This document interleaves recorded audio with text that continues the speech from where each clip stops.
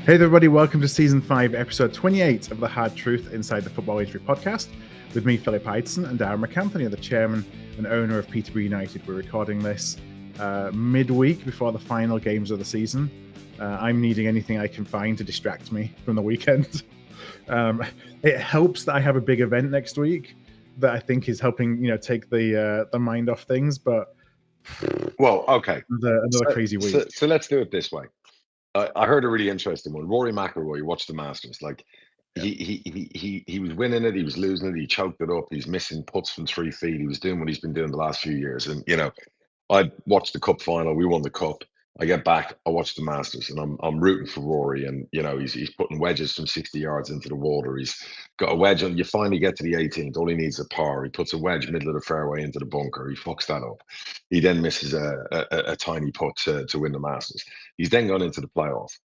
And as Caddy says to him as they're walking to the playoff, if we'd gone back in time to last Monday, would you have taken where you are right now, where you've got basically a playoff against Justin Rose to win the Masters? And he was like, absolutely. Yeah. So let me ask you, as a Bradford fan, 45 games ago, would you have taken final game of the season? Is the final game of the season? You're at home, correct? Yeah. Would you have taken a home game? Fleetwood? Yeah. Fleetwood at home, basically to win the game, to win promotion to League One. Would you have taken that 45 games ago? Forget about everything that's gone on recently. Again, 100%. I would. Right. 200% at 3 o'clock on Saturday afternoon. There's your team talk. So as the manager, that's my team talk. Would you, like Rory, would you have taken that scenario? Forget about everything that's gone on before. Forget about choking. Forget about red cards. Forget about nonsense. Would you have taken 45, back in fucking preseason? Because I know as a Peterborough, I'd take that game right fucking now. Yeah. So there you go. It's amazing to me how many lives we seem to have. Right. So and that can drive you mentally mad. Like I watched the game against Donny. And big congratulations to McCann, losing his mom, winning promotion, fair fucking play. He deserves that. And I've never been a Donny fan. We've always had our own history, but fair play to them. I watched the game, they beat you guys, obviously you the penalty. It was, upwards and, it was just a mad game. I watched most of the game. The most stupid sending off. Right. And let's dig into the sending off. What was that guy even? I mean, as an owner, I, honest to God, you can end up committing murder. So for people that didn't see it, biggest game that we've had for so long, so much on the line. We're 1-0 down. We're probably lucky to be 1-0 down at halftime, and you're thinking, let's get back in, regroup, and you're only 1 down, so there's still a game 2-1. Aidan Baldwin, centre half. Been having some verbal with the referee. Ref's already booked one of our players for verbal earlier in the first half, so he doesn't like it. Halftime whistle goes. They're walking off. He gives him some verbal. Yellow card comes out. He turns around and says something to him. Who knows what he said? But Graham Alexander said he had no choice to send him off. Out comes the red card going down the tunnel, and now you're down to 10 men. How old was this player? 27, 28. I'm sick of hearing about experience. You've got your captain who's 33, spent off recently. You've now got another player who's 27, 28. I mean, I'm the stuff that people talk about experience and whatever else. There's experience, and then there's the right type of experience and the wrong type of experience. And Graham said, I specifically told my group of senior players that they have to be the one that they've got the experience. I brought you here because you got promoted. Manage. You're the ones that need to keep your heads. You need to manage the younger players. You're the ones that are setting the example. And I mean, it was the most at halftime. I think I wrote that he should have his contract terminated at halftime. And honestly, 4 days later, I still think the same. Yeah, look, I can't comment on that, but if one of my players did something like that cost us, one of them, I mean, I'd be very emotional about it. So I'd have to back away from it because I wouldn't make probably the right decision either way. No, you'd have to make sure you don't make a rash decision. Yeah. So look, you went into the second half. You fought hard. You stayed in the game. Yeah. Donny were nervous. You're nervous. Well, most of I think that, yes, we came back into the game. I think they were just managing the game well. Yeah, they managed it well. Your guys fought. It was kind of a nothing second half. And then obviously you win the penalty, and I'm thinking, great, I'm about to log into my game. I'm thinking, knock that penalty away. Donny gets nervous. And then obviously you miss the penalty. They score a goal. Then you score a goal again with 3 minutes to go. And I'm thinking, okay, fair play. You guys didn't quit. At the end of the day, accused of nerves, this, whatever. Nobody quit in that game. We kept going. And bar then the guy with the red card. Nobody quit. Nobody, threw in the towel or whatever, or let themselves down. So you get a corner in the last minute of injury time. Yeah. The keeper comes up. What's the one thing you don't do is you put it on the keeper's head. Yeah. And what did we do? We put it straight into the keeper's head. And easy catch. And it's like moments like that. But you then go to, and then I'm thinking, Christ, you're in trouble now, because Walsall, as bad as Walsall have been this side of January, they've got Aki. Aki haven't really got a lot to play for. It can be a dangerous game in that respect. But you're at home. You got your fans, and I just can't believe what I'm reading. Like, I saw your tweets, I saw the results, I was kind of keeping up to date, and I was like, my God, the poor owner of Walsall must be just. I mean, in January he's engraving his name on the trophy, and now all of a sudden in May he's in, he's out, he's in, he's out. I mean, I only hope Walsall, if Walsall don't go up, you hope they win the playoffs, because the mental effects of what's happened to them in the second half of the year. So it'll really test a manager who was really, highly sought after early on in the season, if he can regroup those players in the playoffs to win the playoffs, because they need to. They need to. But anyway, you're still in it. Yeah, and like I said, and of course they can win. They can win. We draw or lose, they'll get promoted. But you ain't drawing or losing. It's the bottle job for our bottle job. There's 25,000 people going to be at that game. You're not losing that game, and you're not drawing. You're winning that game. So I'm very confident. I'd put. I'm not putting anything on it, but I'm just saying. You're not allowed to put anything. I'm not allowed to. Exactly, not allowed to. But I'm telling you now, you're going up on Saturday. So Saturday or Sunday? Saturday. Well, it's Saturday. You're going up, so is that a different time from our game on Saturday? Exactly. Yeah, yours are 12:30s, aren't they? Ours is 3:00. Oh, great. Okay, I'm going to watch your game, so I'll enjoy that. So yeah, you're. I'm predicting a 3-0 win. Let's just hope. Yeah, we got Richie Smallwood back. We come out, like you said, 25,000. We've been working with the council to get approval to open up, bits of the ground that we haven't been able to open up for a long time for safety reasons. It's going to be the 40th anniversary of the fire remembrance game, so you're going to have everyone coming out to You'll Never Walk Alone, which is always really emotional. You should be at that game.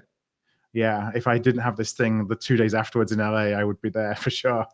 And to go back to your earlier question, the reason why I have this thing 2 days after LA is because I thought at the start of the season, we're not, I don't need to worry about automatic promotion. I need to make sure I keep, play a final day free. Well, here's the good news: the hard truth derby is finally going to happen. Yeah. So, has it happened in the 4 or 5 years we've done the podcast? No. So no. We're gonna have like some juicy podcast episodes in the back of those games. So yes, it's gonna happen at last. There you go. Yeah, so long as we take that final step. I don't want to get ahead of myself. I know. I'll get ahead for you. Yeah, you can get ahead of it. You're gonna get promoted. So you super confident. You're getting promoted. I'm not sure that I would dare say anything to you, sat next to you or sat behind you for those games. Well, what we got to do obviously is obviously if there's a chance for us to be at the game, we can record before the game. Do you know what I mean? And maybe we'll do one of those 2 games in my office or whatever here in Florida. We'll watch it together, and and then record straight after the game. You know what I mean? So yeah. It's fan cams. Fan cam. Oh, fucking no chance. Okay. All my stupidities during the game, I'd look like a fucking oddball. So anyway, that's exciting. Okay, well look, we kind of covered Bradford straight off the go. So let's hope the football gods are with you, and you get that result on Saturday. I'm pretty confident for you. Yeah, I think if I was a neutral, I would look at it and think the same. I'm just too vested in the downside of it, but it's everything we wanted. Like you said, home game, 25,000. Fleetwood, nothing really to play for. Pete Wild's there, isn't he now? He's always been a little bit of a. Listen, Fleetwood. Look, let's not disrespect Fleetwood. They can have some incredible results and some bad results. Probably, they're probably more academy-based, younger team. But they've got a lot of talent in the ranks. So look, you've got to be at it on Saturday. But I think you'll be at it because of the crowd, because of the circumstance. Your captain's back. I think you'll be at it. So that's why I'm not trying to denigrate or disrespect Fleetwood saying 3-0 to you. I just think the moment, whatever else, that's the kind of game I just see Bradford being like zoned in, nailed on, game over with 15 minutes to go.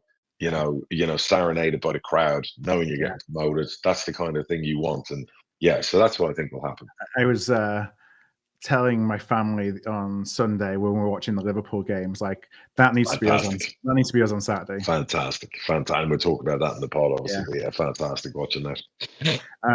So let's talk about Posh before we go kind of broader. So you drew 1-1 at Bolton at the weekend. You had Ricky, Kwame, and Hector all came off the bench, I think, for probably final serenades.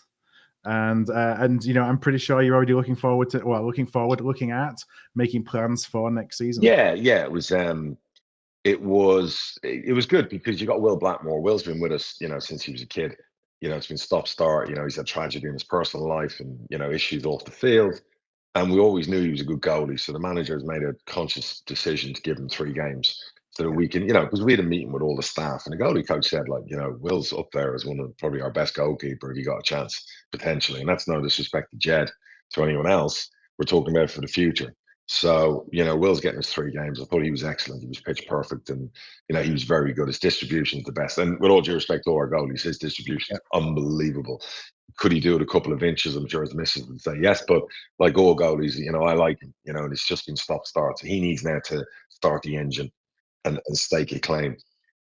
Never played alongside Sam Hughes. Do you know what I mean? George has got a lot of development in him, a lot of upside, a lot of improvement, a lot of stuff he's got to work on. 6'4" now, he's a big boy.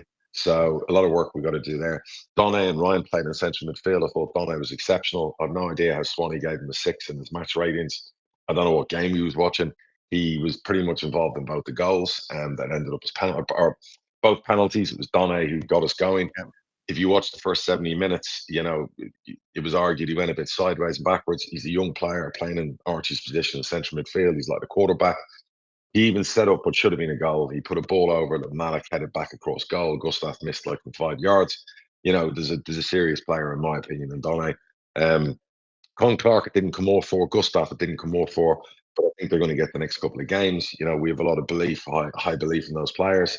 It was, a bit of a goodbye. We were 1-0 up. We missed a penalty. Malik's really got to look at his penalty technique because I think goalies figure it out. I think he's missed 3 of his last 5. So, as all good strikers need to do, he needs to evolve on what he does because if they do guess the right way, because there's such slow penalties on the floor, my daughter's got time to get them. So he's got to look at that, but I'm sure he's a young player. I'm sure he'll look at that and improve his penalties for next year. And it was a decent crowd at home. Just good that we didn't win. Both of them were good. They came out to play, even though they'd lost 4 games in a row. I think their manager bombed out a lot of players. Their bench wasn't he was only 4 on their bench. He's obviously rebuilding, but they fought hard for their manager. They worked hard. It was a 50-50 game. We scored a penalty. I think we score more, we win the game. It's been the story of us this season. We're kind of like 1 goal, not scoring enough, not having enough shots on goal. It's all a bit blah, blah, blah. Defensively strong enough, but just kind of like that. And I think we've drawn like 3-4 out of the last 5. It's kind of been a bit there. So it's kind of summed up our season. It would be nice to get a couple of wins, to finish. We played Mansfield away, Rotherham away. These younger players again are getting a chance. We got Bolu on for 5 minutes, our 16-year-old starlet. 5 minutes, he can get to touch the ball. That's a shame. I think the school won't allow him to play on Wednesday, so otherwise he'd have got more minutes. When they're that age, it's like that. So so really, it's kind of like planning mode. Get the season finished. Get players who need little mini operations done. And then the manager will have his. I think he meets with all the players after Rotherham, sit with them all, tell the players who he wants to keep, who he wants to put on the list. We're saying goodbye to players, which is always a sad thing. C'est la vie. That's the way it is at Peterborough United. Yeah, I read. I'm not sure if it was through Swanee or whether it was a quote from Darren that you put in a couple of contract extension or contract offers to Harley and to Teo. Is that right? Yeah, he's he obviously wants me to keep Teo. I understand why, but obviously we've got some very good strength at left back. So we made an offer to Teo. It's up to him and his agent now. Darren says he can also play other positions. We have a lot of belief in Harley. There's a lot of upside.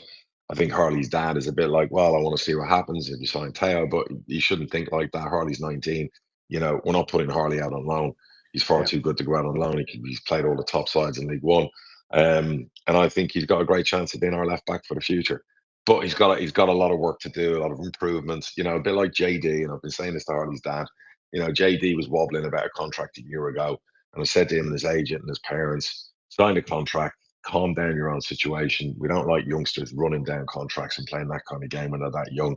You know, built into, you know, JD's contract was he goes up, you know, a couple of £100 every 10 games. And then now all of a sudden he's getting to first team status where he's earning within his own right because he's broke into the team. He's done tremendously well. CJ would even have to admit it. He's been better than CJ in 2025. And you know, there's good competition there. And I kind of want the same on the other side. We got a 500 grand left back that's been injured for a year. So when he comes back, and he's going to take a while to get up to speed. But I would say in the meantime, you have Teo and Harley fighting for left back position. Yeah. And, you know, the manager thinks Teo can also play in midfield, where I know he played, you know, for Lincoln a little bit back in the past. So, you know, I'm hoping Harley and his dad see common sense and just calm their own situation down and sign a new deal, because we have, you know, so much belief in him as a young player, and he needs to now return that belief in us, you know, as a club, instead of worrying about, well, is there too many left backs in front of me? If you believe in yourself and believe in the club and the process and the identity and the policy, what's the problem? Yeah. So yeah, you know, I'm hoping common sense, you know, comes in there, and you know, his dad and him, he's a level-headed kid, and we've been very supportive of him since he was with us, since he was 15. So I'm expecting that to get done. We offered Arch a new contract. We've offered Malik a new contract. You know, Malik obviously sees himself, you know, in a very positive, which I like. Yeah. Malik's got a bit of a side to him, but he's got that belief, and that's good. All attacking players have to. But I just need him and his dad to just see a little bit of common sense in that. And I'm glad it's his dad, because the one thing I love about Malik and his family is they're very committed. They moved to Peterborough, all of them together. You know, he's come from Chelsea. We've had a lot of Premier League kids come, and they're just big time Charlies, and there's problems. He hasn't been like that. He moved to Peterborough. His family moved to Peterborough. He spent money putting his gym in. He really invests in himself, and his dad keeps him grounded, and his dad really believes in his son. He follows him up and down the country. And right now, we're just at a point where his dad thinks he's worth this. We think, look, let's just keep him calm. The one thing I don't want to do is make a 21-year-old Malik Nutter too wealthy too quickly. I want him to earn that right, like I did with Ivan Toney, because I think that will make him a better player. I think they see themselves as a number 9. I think my management staff see him as a number 9. I don't really know. You know, he plays wide left. He's been in 10. He's been 9. You know, I think there's the ingredients there to be a tremendous number 9. But he's got a hell of a future in front of him. So we're just going through those steps at the moment, and that'll take a little while. Who else? Because, you know, again, we as we went through the rebuild, and we still have a little bit to go, a lot of the new players we signed were on 3 and 4 year contracts with 1-year options. So we went back to, he's out of contract next year. He's out of contract next year. So that was really important. So look, there's a lot of, you know, touches up to the squad we need, you know, that we're going to do in the summer. Everyone knows who we want to keep and who we want to sign. And then there's new signings on the horizon. We're already having those discussions. The manager was, you know, meeting with a couple of people today. So just way in advance. And there'll be a little bit of business hopefully early, and then there'll be business later on in July, because we have to clean the slate up on the wage cap. Yeah. Because you have to understand that Ricky, Kwame, all those players out of contract are still on our wage cap until the end of July. Yeah. So that's just the way football works. So there will be a few, and then there'll be a few more that will come in July. You know, we're not signing 10 new players. We know where we need to sign, and the players we sign will be to go into the 11, with a couple of sprinkles that will be the squad gems that will help, but predominantly for the 11. You know what I mean? That will help our actual team as opposed to the squad. Yeah. So that's the kind of summer it will be. How deliberate are you in building relationships with parents? Because you talk about, you know, having a lot of conversations with their families, and that being a big part of it. Like, is that a big part of kind of how you want to welcoming them to the club and their families, but then you know, kind of continue to work with them as they develop their careers? Yeah, I think it's very important. Look, I stay out of it until I'm needed. So, for example, like when Ivan was here and wanted to go a year before he went, I stepped in and met with his dad and spent time with his dad, the agent Ivan. You know, some of the younger players, when needed, I'll speak to the parents. But obviously, Dan from our academy, Barry from the club manager will speak to the parents. We're very lucky that most of the parents we deal with are very, very level-headed, very calm. Like young Bolu, who's potentially has so much upside, and you don't want to push too quick and put too much pressure on him. His mom, his family are beautiful people. You know, very, very nice to deal with, understand what we do, not trying to chase the money, not trying to like, oh, I can go to a Premier League club and he can play in the 21s and they can buy me a new kitchen or they can do this like it used to be.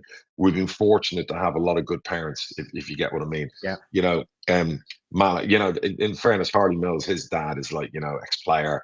You know, he was on the Rotherham staff. You know, we've got relations there. You know, he's currently out of work. He could even coach for us in the future in our academy. You know, he's that type of guy. He's a proper football guy. So again, it's easy for me. I could pick up the phone and speak to Gary tomorrow.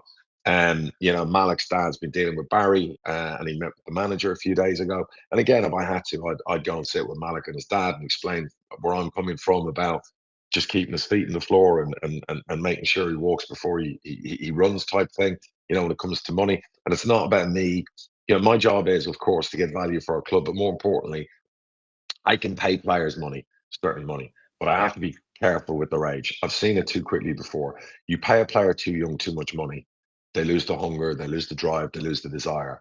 You know, players like Malik should go on and play in the Premier League in a couple of few years' time, but now's not the time. Yeah. So you know, we've got to handle it right. Same with people like JD Harley, young players. You know, last summer we had Nevitt and his family come in. Again, he was 18. His mom was concerned, where is he going to be staying? Where, you know, who's he living with? Is he living on his own? You have to go through all those steps. The beautiful thing about most of these families, the majority is, it's never been just about money. Yeah. And that's the way it fucking should be. So, you know, and long may that continue. But it takes a mature family to make that decision, doesn't it? Because I'm sure it's, you know, it's very attractive seeing, you know, even potentially money that could be offered to them elsewhere, you know, but it doesn't come with the development opportunities. Correct. You know, you got to think long term, but it's really hard to think long term when you get big sums of money put in front of your face. And we've had it. We've had players who played for us at 17, did really well, and we thought, you know, you're going to play for us in the championship. And the parents and the 5 agents all basically were in a rush to move them to a development 21 team in the championship. So that player I'm talking about was on 800 quid a week.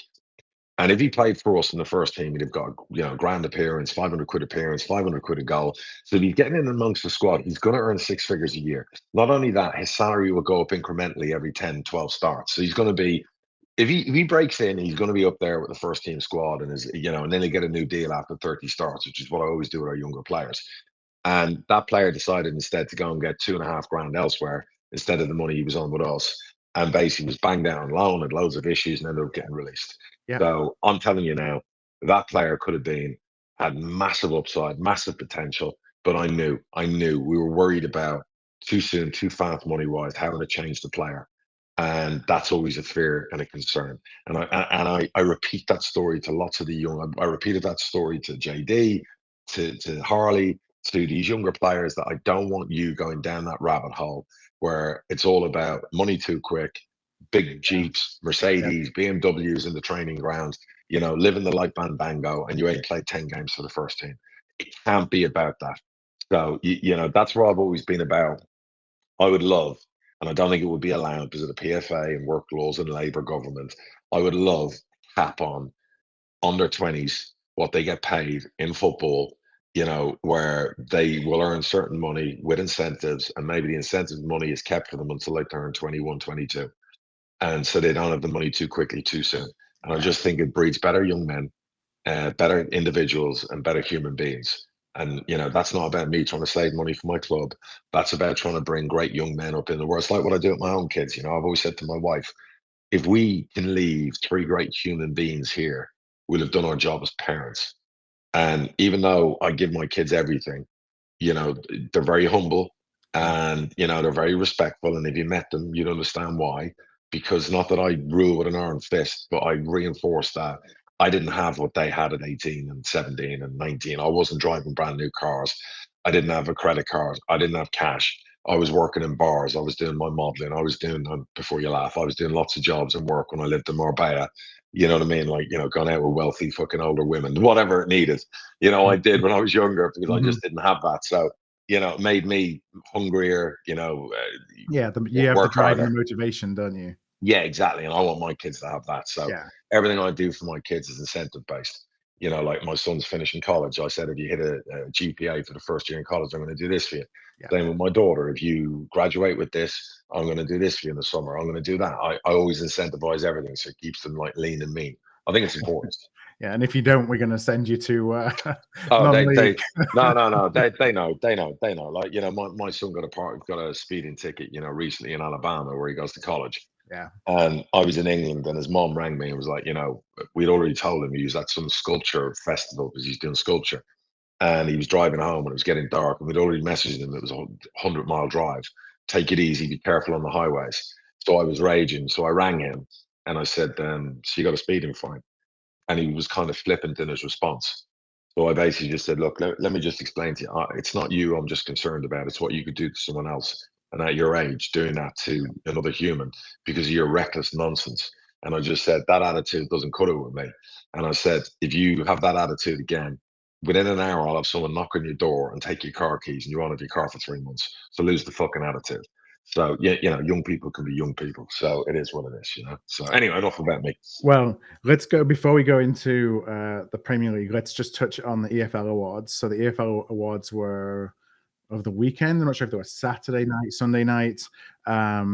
We had in the Championship, Scott Parker got Manager of the Year, Joe Bellingham. So I got young player, and Gustavo Hammer got Player of the Year in the Championship. And did one of my players make it in Team of the Year? I was going to ask you. I hope you have some incentive in there for Team of the Season. No, it doesn't work like that with add-ons. You know what I mean? So we have our incentive for if they get promoted, which I'm praying. But I do remember going back to last summer when they all, Sheffield United, the owner at the time and whatever, all thought paying 3 million, plus was too much money for Harrison and whatever. And I remember saying, with all due respect, he'd be the best left back in the Championship, and he'd be worth 4 or 5 times what you've paid for him because he'd be like 22, 23. Yeah. And here we are a year later, 9 months later. He's the best left back in the Championship, voted by his peers, and worth millions more than they paid for him. It's exactly what I say about our young players. If Efron Mason Clark had been fully fit for the whole season with Coventry, I dare say he would have been in Team of the Year as well. So, no surprise. Congrats to Harrison. There's only upside for H from here on in. And I hope he's playing in the Premier League by August, because we'll be $1 million richer. And then we go to League One. Chris Davis got Manager of the Year. Richard Cohn got both Young and Player of the Year for Wycombe and the season that he's had. Yeah, definitely. I think, definitely player. I'm not sure Young, but I guess he's young enough. I mean, with all due respect, if Kwame had missed 20 games, he'd have won that by a canter. I'd be very surprised if he hadn't won that. He was already in Team of the Year. He's only played 27 games. If he played another 20 games, he'd have had, I think at the moment, he's got 20 goal involvements in 27 games. Kwame would have had 40 goal involvements in 46 games. So he'd have been Player of the Year by a fucking mile, with all due respect to everyone else. But fair play. Wycombe have a plan B if they don't get promoted. They'll probably get 5 or 6 mil for Kone, and good business. And that's what, when you got a good number 9 and one that comes off where you don't have to sell other players, it's exactly what we need to get back to. Did you ever scout him? He came out in non-league, didn't he? No, one we didn't have our eye on. One of my scouts got chastised over. We can't sign them all. No, fair play to Wycombe. They got that one, and they developed him. And his substitute cameo hat trick against us helped propel a season, and fair play to him. So good lad. I think he's got a great background to do with being homeless and all sorts of things. So yeah, lovely story, lovely to see, and type of things that are great. And then we got to League Two. Nathan Lowe got Young Player for his half season at Walsall. Michael Cheek got Player of the Year coming up from Bromley and still scoring. And in his own words, rather embarrassingly, Graham Alexander got League Two Manager of the Year because, well, I think he wants to seal the deal before he starts to take any accolades. Yeah, I think he was struggling to argue that, because of work. But look, some would argue it's Bradford, it's a big club, he should be, winning promotion. But then some would argue with the circumstances, the turnaround from last year, that if he wins promotion, some would argue McCann, if he wins the league, would deserve to win Player Manager of the Year, because if you look at where Donny were in December the year before, they were in the bottom 5. So, I would definitely say there's merits and arguments around who was Manager of the Year there. I hate the fact so many lone players from above are winning awards. Yeah. I don't like it. I think I saw it in our league as well. I've seen it in League Two. You've got Premier League youngsters winning Young Player of the Year and teams. It doesn't work for me. I don't think it should be applicable. I've seen it in the past where actually, Premier League young players have actually won the best player in League One or League Two. Don't love it. Yeah, should they be eligible? It takes away from our the people who actually for their their day job. This is what they do. These kids end up going back to the Premier League and earning 100 grand a week or whatever else. Yeah. So maybe that's controversial, but I honestly think it should be just based on people who are full time in those leagues. Yeah, and I look at Graham Alexander, and yes, definitely there's a case for Grant. There's definitely a case for Darren Moore at Port Vale. But I look at Graham Alexander as turning around the Titanic somewhat.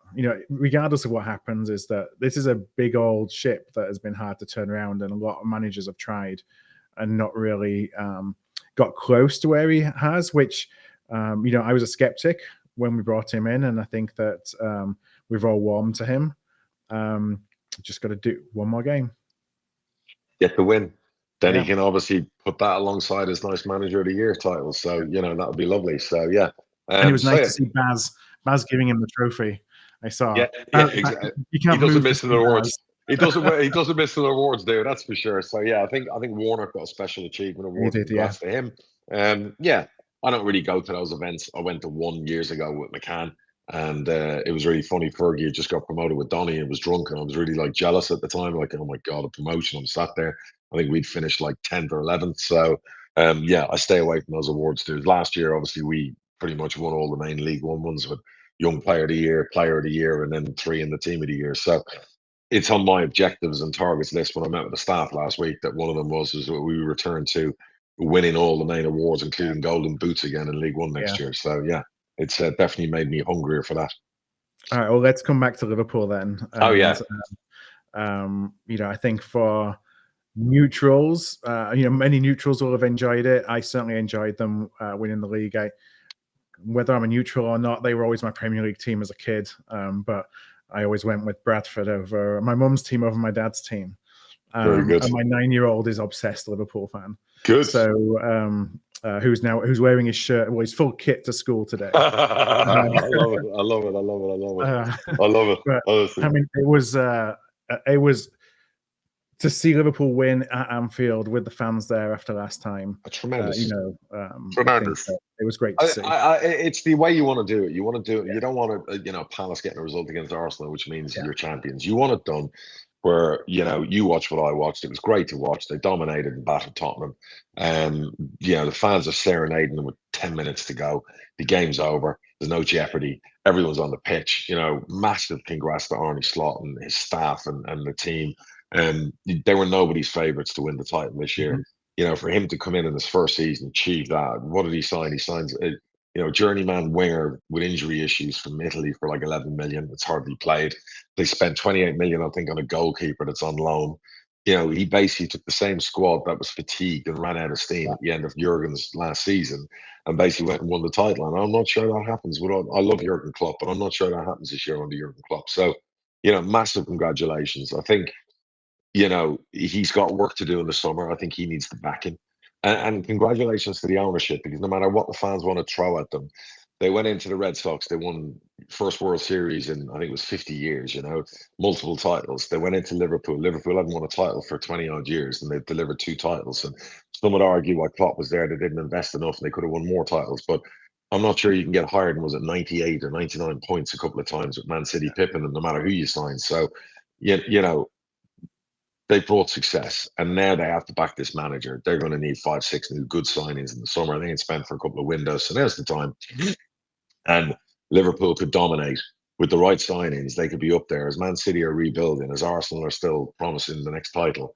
Liverpool, they could go back to back. So they're definitely going to need 2 forwards, 2 midfielders, and 2 defenders at probably right back and potentially left back. You know what I mean? I think they're okay for another season at centre back. But if they can get 5 or 6 really, really good, 40, 50 million pound signings, because they ain't spent for a few windows, you spread that money over, that could set them up for 3 or 4 year golden patch on their slot. So it'll be interesting to see where it goes. Do you think they'll do that? I think they have to do that. Mm-hmm. I think they have to do that. I think Liverpool won a title this year that they can't win it the same way next year. Yeah. It's based on hard work and Mo Salah scoring a shitload of goals. I think, Diaz got 10, 11 goals, Jota 7, 8 goals, Gakpo, limited in goal. There wasn't enough support. Nunez hasn't come off. You've got players who are a year older next year. You're losing Trent Alexander-Arnold. I'm not overly worried about midfield, but I'd love more out of 𝗛𝗿𝗂. You know what I mean? So I just think they need to strengthen across the spine in key areas, and if they do that, they could really dominate. Because I think Man City are going to take a minute. I do. Man United going to take a while. Chelsea will be good. They won't be competing for the title, because they'll probably change their manager again if they don't finish top four. Arsenal will be a threat because they have a chance of winning the Champions League, but I would fancy us against Arsenal, because Arsenal, just unless they get a number 9, I think they're always going to be in this position. So Liverpool really have to capitalise on that current moment in time where Pep is in rebuild mode, and you haven't got the definitive Man City, you know what I mean, winners of winners, winning 4 in a row. So I think honestly Liverpool back to back would be glorious. To go ahead of Man United in the 20 titles each to 21, even though we're back on our perch. That would be that's what they've got to do. If they go into the summer and they don't do that, then you've got a problem. You know what I mean? But I think they've got good people behind the scenes. They know they need to invest this summer. Yeah, and recognizing that for all the work that Liverpool did this year, they were fortunate as well with circumstances around them for other teams and where they are in their rebuilds, and you just can't rely on that every season either. No, you can't. And I'm not taking anything away from Liverpool like you've just done there, a few people have done in the press. I honestly think at the end of the day, someone has to win the title. And if they end up with nearly 90 points doing it, it doesn't matter even if Man City were at their strongest. Man City weren't going to hit 100 points every year. So, I honestly think Liverpool have had their own injury issues. They were in cup finals. They were deep into the Champions League. They were top of that group. I just think it was all reliant on, key players. And I think you have to spread the talent across the squad. It's not my money. Who am I to say? And who am I to question if they don't go out and get those 6 players that they won't win? Because nobody thought a year ago we were going to compete for the title. Yeah. So again, all us pundits and plaudits and critics and whatever else, what do we know? Because everyone picked them for 3rd, 4th, 5th. I thought Champions League was, a steep go. So they've overcome the odds. At the start of the season, they had a 5% chance.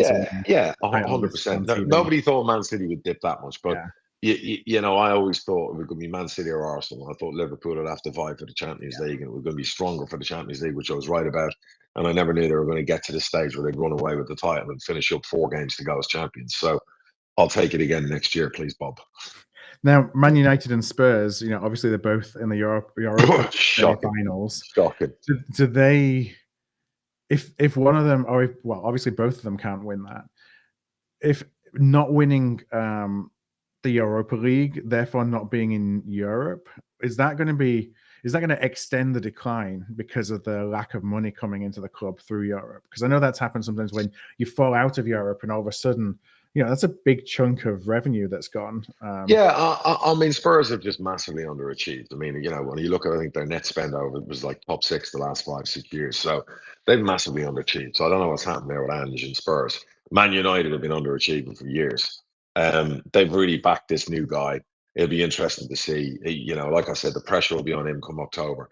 If they go out and get him 3 or 4 pieces to the way he wants to play in the summer, and by October they're in the same boat and it's still the same excuses, then you've got a problem, because there's only so long you can keep backing the horse. But even for Man United, I don't care about his formation or his systems. For them to be where they are is an absolute disaster, and from top to bottom, and that should never happen, but it does happen. But Man United are a massive football club. They'll be back. It's just a question of when they'll be back. I honestly think they've got it right with this manager, and I do think they'll be back. I think they'll be comfortably top 7 next year, and I think it will set up a platform for them to back his kind of ethos, what he wants to do. They'll sign a few in the summer. They'll go into the next 3 windows are critical for them. Yeah. Clearing out some of the big hitters and the older players, bringing in players that fit the way he plays.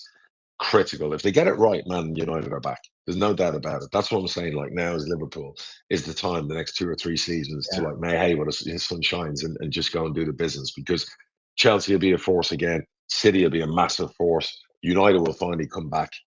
The Premier League is getting stronger. As an owner, so I think about Man United owners, and obviously it's not gone to plan since they brought the manager in. Let's say he doesn't start the next season, on a tear. And he won't. Still under pressure.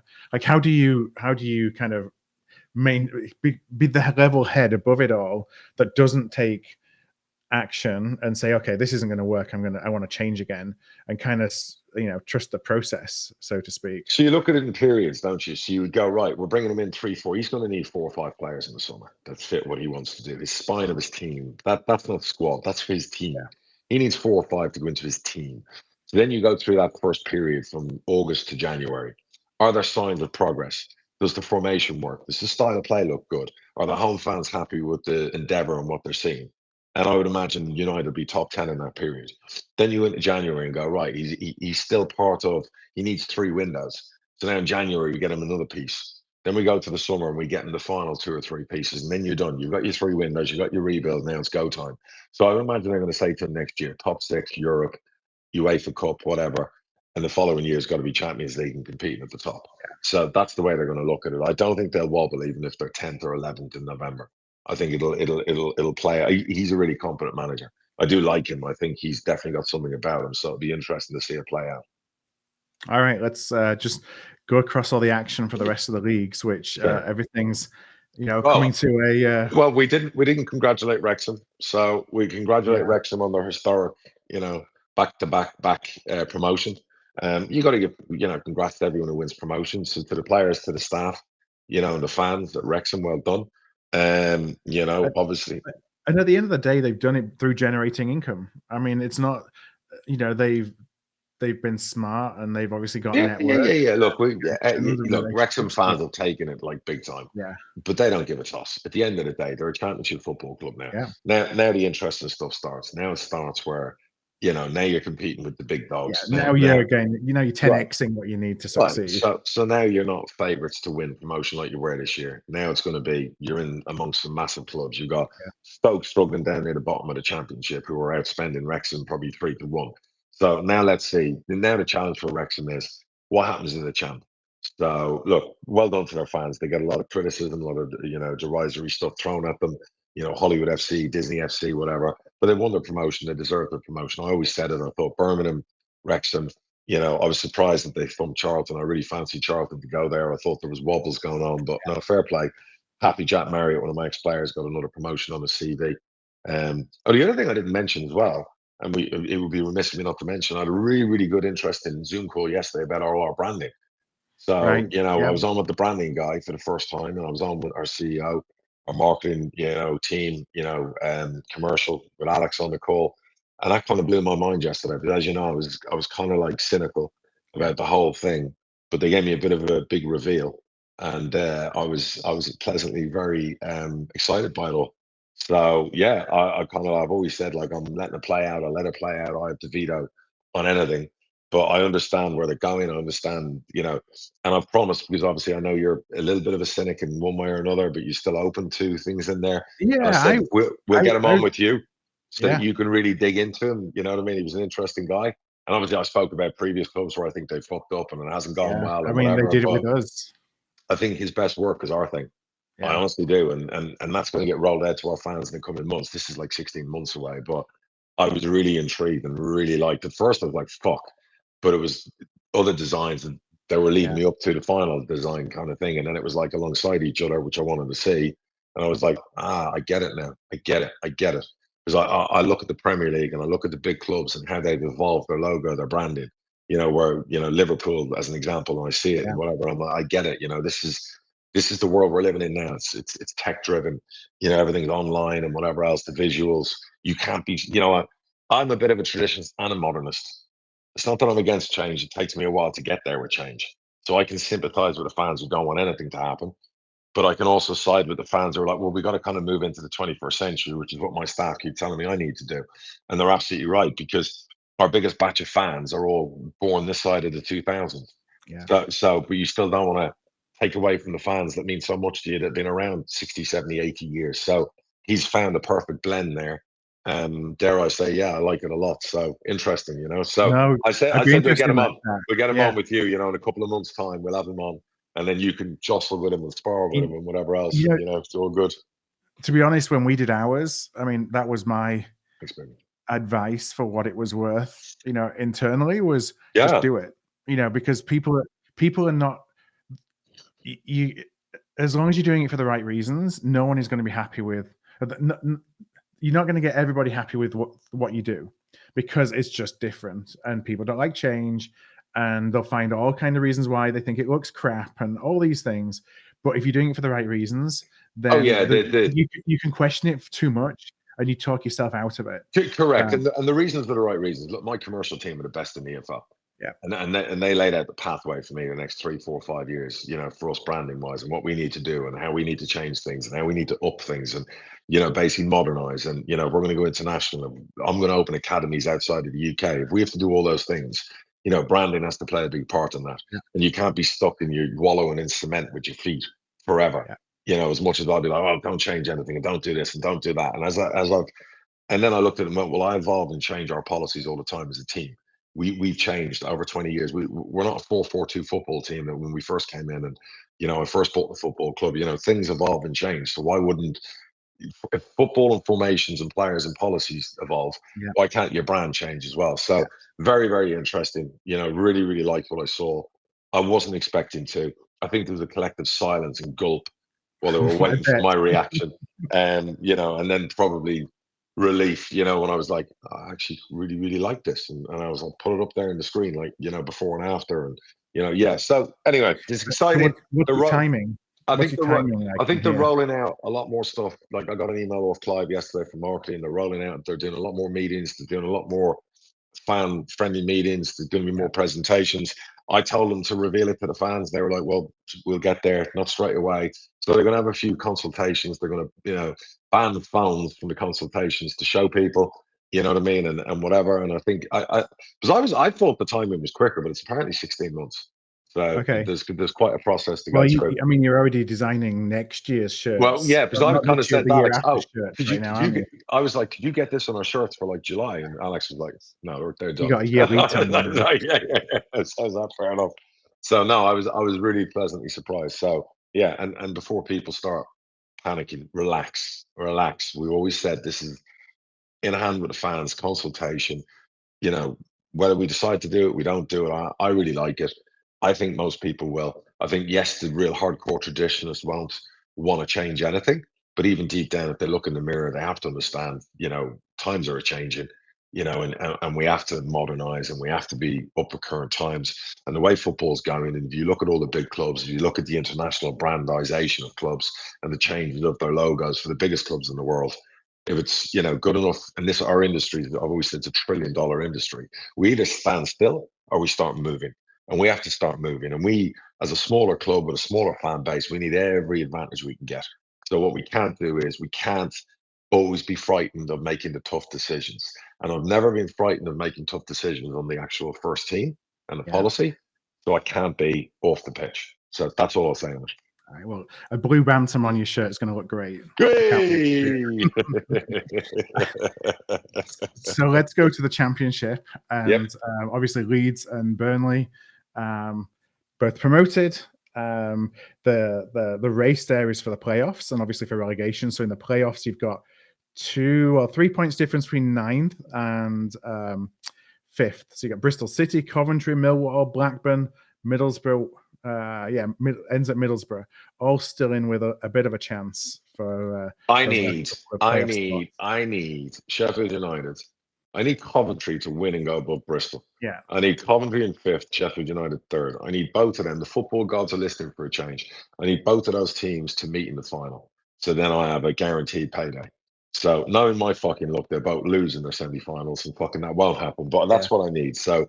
Fair play to Leeds. I mean, they smashed the life out of Bristol City last night. I mean, them and Burnley are really just like bang. They haven't gone on the sauce with their promotions. They're just like, we want to win a title now. So, the playoff race is fantastic. Millwall have made a surge. Fair play to my old pal, God rest his soul, the previous owner of Millwall. His son runs the shop now. What a job he's doing, young man. Well done.